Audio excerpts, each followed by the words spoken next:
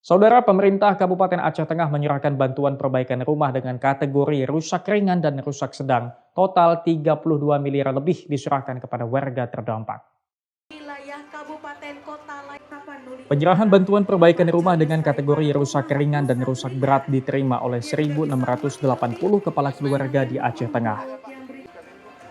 Untuk rumah warga yang mengalami rusak ringan mendapat bantuan 15 juta rupiah.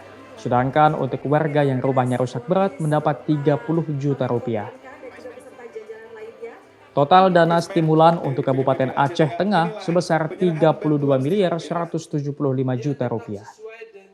Langsung ditransfer ke rekening masing-masing.